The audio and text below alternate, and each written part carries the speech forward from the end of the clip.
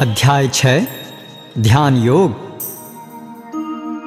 श्री भगवानुवाच अनाश्रितः कर्मफलं कार्यं कर्म करोति यः स सन्न्यासी च योगी च न निरग्निर्न च अक्रियः। श्री भगवान ने कहा, जो पुरुष अपने कर्मफल के प्रति अनासक्त है और जो अपने कर्तव्य का पालन करता है वही सन्यासी और असली योगी है। वह नहीं जो ना तो अग्नि जलाता है और न कर्म करता है। यं सन्न्यासमिति प्राहुर्योगं तं विद्धि पाण्डव न ह्यसन्न्यस्तसंकल्पो योगी भवति कश्चन। हे पांडुपुत्र, जिसे सन्यास कहते हैं उसे ही तुम योग अर्थात परब्रह्म से युक्त होना जानो, क्योंकि इंद्रिय तृप्ति के लिए इच्छा को त्यागे बिना कोई कभी योगी नहीं हो सकता। आरुरुक्षोर्मुनिर्योगं कर्म कारणमुच्यते योगारूढ़स्य तस्यैव शमः कारणमुच्यते। अष्टांग योग के नव साधक के लिए कर्म साधन कहलाता है और योग सिद्ध पुरुष के लिए समस्त भौतिक कार्यकलापों का परित्याग ही साधन कहलाता है। यदा हि नेन्द्रियार्थेषु न कर्मस्वनुषज्जते सर्वसंकल्प सन्यासी योगारूढ़स्तदोच्यते। जब कोई पुरुष समस्त भौतिक इच्छाओं का त्याग करके न तो इंद्रिय तृप्ति के लिए कार्य करता है और न सकाम कर्मों में प्रवृत्त होता है तो वह योगारूढ़ कहलाता है। उद्धरेदात्मनात्मानं नात्मानम् अवसादयेत् आत्मैव हि आत्मनो बन्धु आत्मैव रिपुरात्मनः। मनुष्य को चाहिए कि अपने मन की सहायता से अपना उद्धार करे और अपने को नीचे न गिरने दे। यह मन बद्ध जीव का मित्र भी है और शत्रु भी। बन्धुरात्मात्मनस्तस्य येनात्मैवात्मना जितः अनात्मनस्तु शत्रुत्वे वर्तेतात्मैव शत्रुवत्। जिसने मन को जीत लिया है उसके लिए मन सर्वश्रेष्ठ मित्र है, किंतु जो ऐसा नहीं कर पाया उसके लिए मन सबसे बड़ा शत्रु बना रहेगा। जितात्मनः प्रशान्तस्य परमात्मा समाहितः शीतोष्ण सुख दुखेषु तथा मानापमानयोः।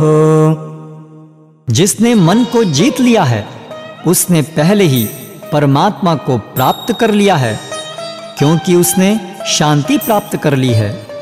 ऐसे पुरुष के लिए सुख दुख, सर्दी गर्मी एवं मान अपमान एक से हैं। ज्ञान विज्ञान तृप्तात्मा कूटस्थो विजितेन्द्रियः युक्त इत्युच्यते योगी समलोष्टाश्मकाञ्चनः। वह व्यक्ति आत्म साक्षात्कार को प्राप्त तथा योगी कहलाता है, जो अपने अर्जित ज्ञान तथा अनुभूति से पूर्णतया संतुष्ट रहता है। ऐसा व्यक्ति अध्यात्म को प्राप्त तथा जितेंद्रिय कहलाता है। वह सभी वस्तुओं को, चाहे वे कंकड़ हों, पत्थर हों या कि सोना, एक समान देखता है। सुहृन्मित्रार्युदासीन मध्यस्थद्वेष्य बन्धुषु साधुष्वपि च पापेषु समबुद्धिर्विशिष्यते। जब मनुष्य निष्कपट हितैषियों, प्रिय मित्रों, तटस्थों, मध्यस्थों, ईर्ष्वालुओं, शत्रुओं तथा मित्रों, पुण्यात्माओं एवं पापियों को समान भाव से देखता है तो वह और भी उन्नत माना जाता है। योगी युञ्जीत सततं आत्मानं रहसि स्थितः एकाकी यत चित्तात्मा निराशीरपरिग्रहः। योगी को चाहिए कि वह सदैव अपने शरीर, मन तथा आत्मा को परमेश्वर में लगाए, एकांत स्थान में रहे और बड़ी सावधानी के साथ अपने मन को वश में करे। उसे समस्त आकांक्षाओं तथा संग्रह भाव की इच्छाओं से मुक्त होना चाहिए। शुचौ देशे प्रतिष्ठाप्य स्थिरम् आसनमात्मनः नात्युच्छ्रितं नातिनीचं चैलाजिनकुशोत्तरम् तत्रैकाग्रं मनः कृत्वा यत् चित्तेन्द्रियैक्रियः उपविश्यासने युञ्ज्यात् योगमात्मविशुद्धये। योगाभ्यास के लिए योगी एकांत स्थान में जाकर भूमि पर कुशा बिछा दे और फिर उसे मृगछाला से ढके तथा ऊपर से मुलायम वस्त्र बिछा दे। आसन न तो बहुत ऊंचा हो न बहुत नीचा, यह पवित्र स्थान में स्थित हो। योगी को चाहिए कि इस पर दृढ़ता पूर्वक बैठ जाए और मन, इंद्रियों तथा कर्मों को वश में करते हुए तथा मन को एक बिंदु पर स्थिर करके हृदय को शुद्ध करने के लिए योगाभ्यास करे। समं कायशिरो ग्रीवं धारयन्नचलं स्थिरः सम्प्रेक्ष्य नासिकाग्रं स्वं दिशश्चानवलोकयन् प्रशान्तात्मविगतभिः ब्रह्मचारी व्रते स्थितः मनः संयम्य मच्चित्तो युक्त आसीत मत्परः। योगाभ्यास करने वाले को चाहिए कि वह अपने शरीर, गर्दन तथा सिर को सीधा रखे और नाक के अगले सिरे पर दृष्टि लगाए। इस प्रकार वह अविचलित तथा दमित मन से, भय रहित, विषयी जीवन से पूर्णतया मुक्त होकर अपने हृदय में मेरा चिंतन करे और मुझे ही अपना चरम लक्ष्य बनाए।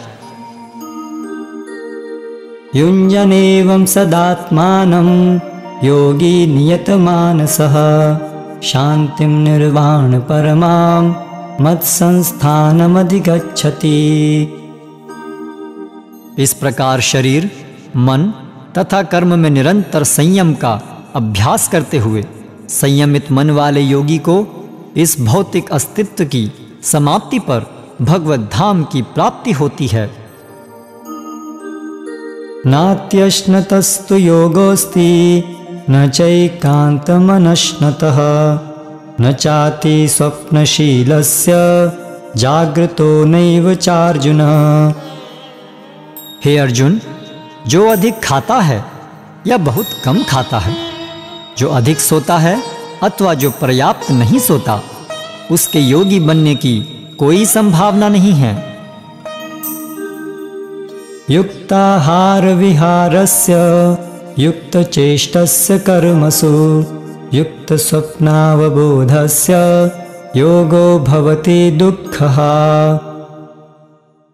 जो खाने, सोने, आमोद प्रमोद तथा काम करने की आदतों में नियमित रहता है, वह योगाभ्यास द्वारा समस्त भौतिक क्लेशों को नष्ट कर सकता है।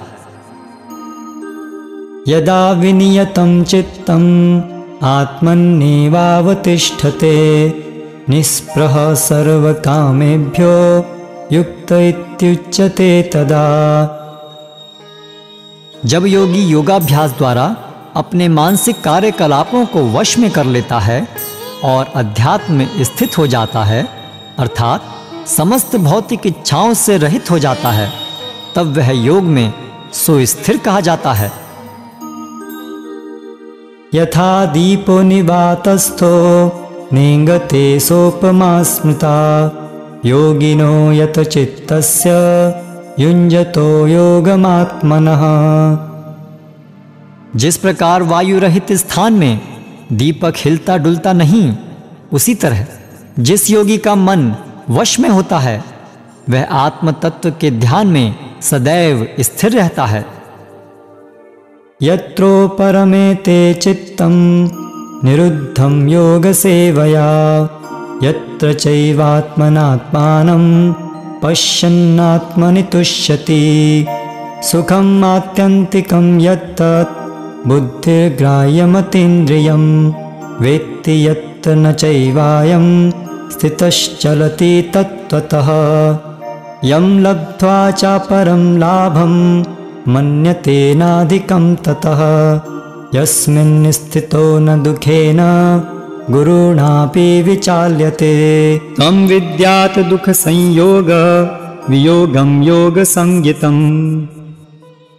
सिद्धि की अवस्था में जिसे समाधि कहते हैं, मनुष्य का मन योगाभ्यास के द्वारा भौतिक मानसिक क्रियाओं से पूर्णतया संयमित हो जाता है। इस सिद्धि की विशेषता यह है कि मनुष्य शुद्ध मन से अपने को देख सकता है और अपने आप में आनंद उठा सकता है। उस आनंदमयी स्थिति में वह दिव्य इंद्रियों द्वारा असीम दिव्य सुख में स्थित रहता है। इस प्रकार स्थापित मनुष्य कभी सत्य से विपथ नहीं होता और इस सुख की प्राप्ति हो जाने पर वह इससे बड़ा कोई दूसरा लाभ नहीं मानता। ऐसी स्थिति को पाकर मनुष्य बड़ी से बड़ी कठिनाई में भी विचलित नहीं होता। यह निस्संदेह भौतिक संसर्ग से उत्पन्न होने वाले समस्त दुखों से वास्तविक मुक्ति है।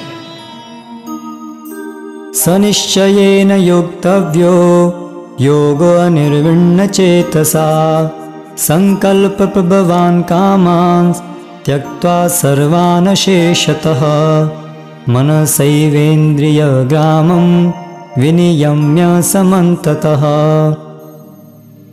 मनुष्य को चाहिए कि संकल्प तथा श्रद्धा के साथ योगाभ्यास में लगे और पथ से विचलित न हो।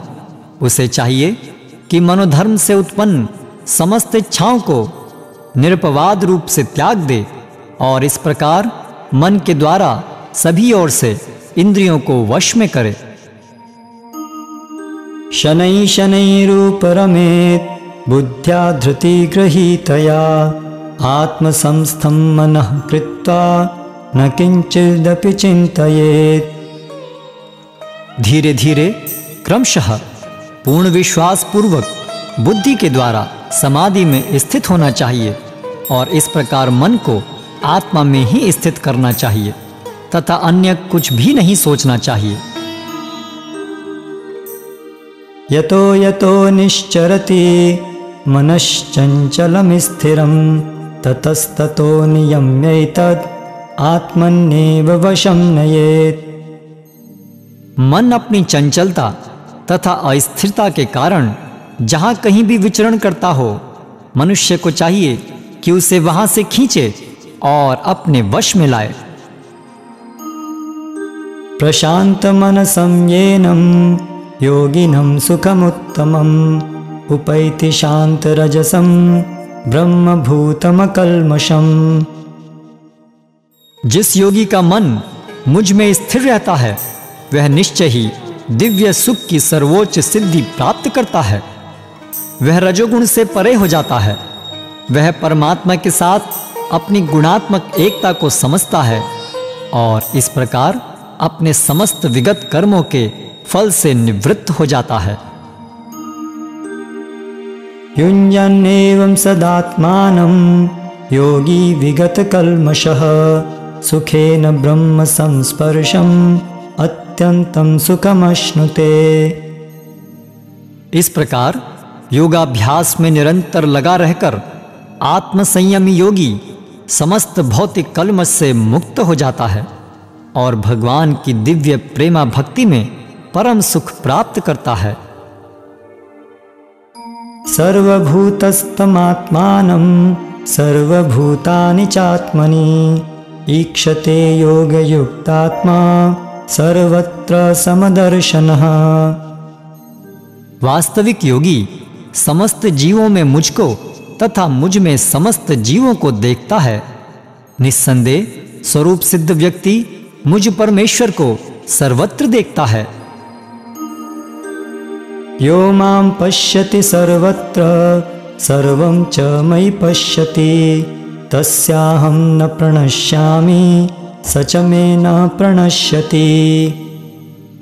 जो मुझे सर्वत्र देखता है और सब कुछ मुझ में देखता है, उसके लिए न तो मैं कभी अदृश्य होता हूं और न वह मेरे लिए अदृश्य होता है। सर्वभूतस्थितं यो मां भजत्येकत्वमास्थितः सर्वथा वर्तमानोऽपि स योगी मयि वर्तते। जो योगी मुझे तथा परमात्मा को अभिन्न जानते हुए परमात्मा की भक्ति पूर्वक सेवा करता है, वह हर प्रकार से मुझ में सदैव स्थित रहता है। आत्मौपम्येन सर्वत्र समं पश्यति यो अर्जुन सुखं वा यदि वा दुःखं स योगी परमो मतः। हे अर्जुन, वह पूर्ण योगी है जो अपनी तुलना से समस्त प्राणियों की उनके सुखों तथा दुखों में वास्तविक समानता का दर्शन करता है। अर्जुन उवाच योऽयं योगस्त्वया प्रोक्तः साम्येन मधुसूदन एतस्याहं न पश्यामि चञ्चलत्वात् स्थितिं स्थिराम्। अर्जुन ने कहा, हे मधुसूदन, आपने जिस योग पद्धति का संक्षेप में वर्णन किया है वह मेरे लिए अव्यावहारिक तथा असहनीय है, क्योंकि मन चंचल तथा अस्थिर है। चंचलं हि मनः कृष्ण प्रमाथि बलवत्तृडं तस्याहं निग्रहं मन्ये वायोरिव सुदुष्करम्।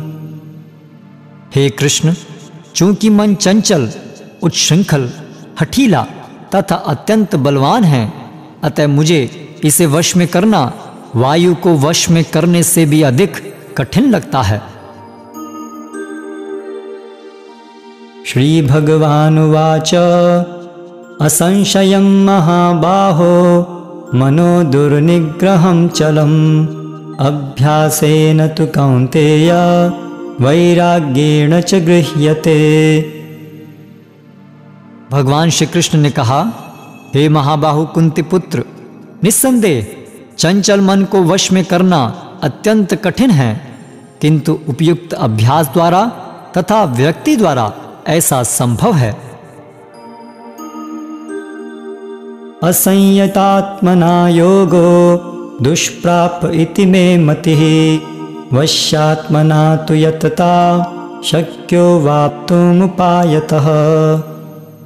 जिसका मन उच्छृंखल है उसके लिए आत्म साक्षात्कार कठिन कार्य होता है, किंतु जिसका मन संयमित है और जो समुचित उपाय करता है उसकी सफलता ध्रुव है, ऐसा मेरा मत है।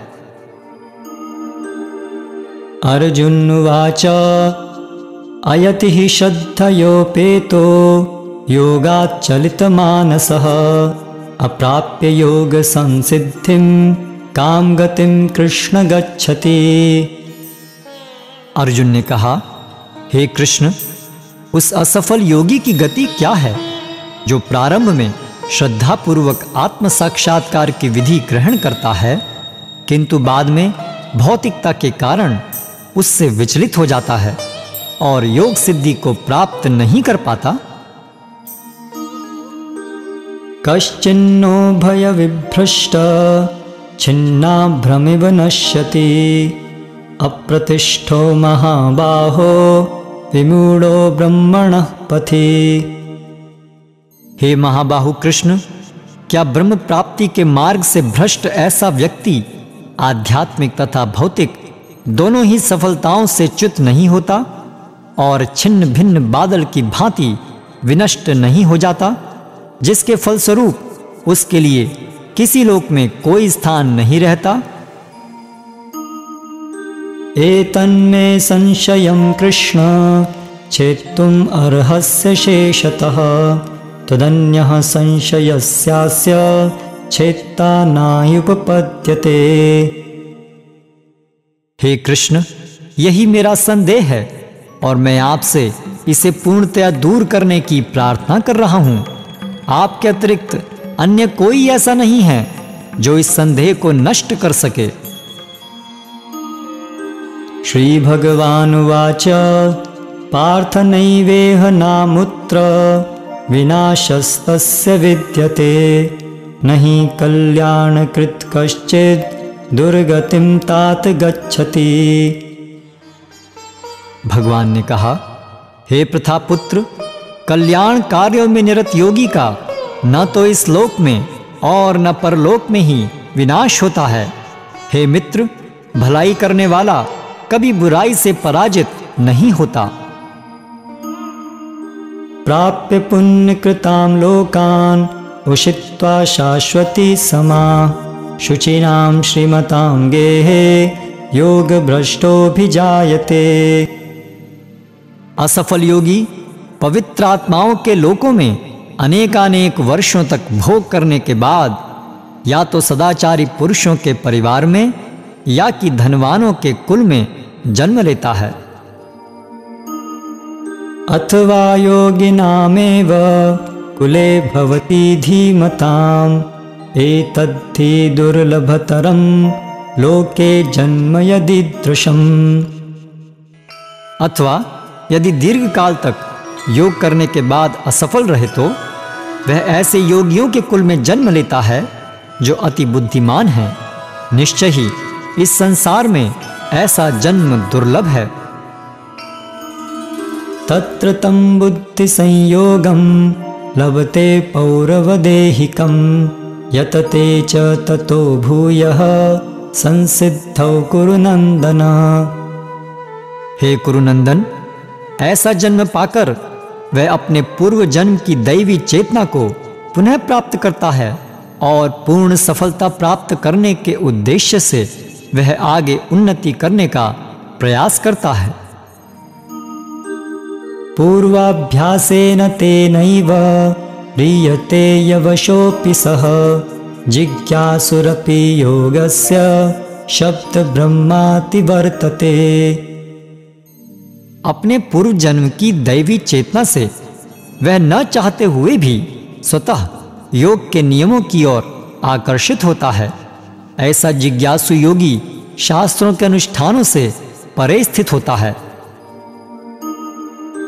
प्रयत्नाद्यतमानस्तु योगी संशुद्धि किल्बिषः अनेक जन्म संसिद्धः ततो याति परां गतिम्। और जब योगी समस्त कलमश से शुद्ध होकर सच्ची निष्ठा से आगे प्रगति करने का प्रयास करता है तो अंततो गत्वा अनेकानेक जन्मों के अभ्यास के पश्चात सिद्धि लाभ करके वह परम गंतव्य को प्राप्त करता है। तपस्विभ्योऽधिको योगी ज्ञानिभ्योऽपि मतोऽधिकः कर्मिभ्यश्चाधिको योगी तस्मात् योगी भवार्जुन। योगी पुरुष तपस्वी से, ज्ञानी से तथा सकाम कर्मी से बढ़कर होता है। अतः हे अर्जुन, तुम सभी प्रकार से योगी बनो। योगिनामपि सर्वेषां मद्गतेनान्तरात्मना श्रद्धावान् भजते यो मां समे युक्ततमो मतः। और समस्त योगियों में से जो योगी अत्यंत श्रद्धापूर्वक मेरे परायण हैं, अपने अंतःकरण में मेरे विषय में सोचता है और मेरी दिव्य प्रेमा भक्ति करता है, वह योग में मुझसे परम अंतरंग रूप से युक्त रहता है और सबों में सर्वोच्च है। यही मेरा मत है।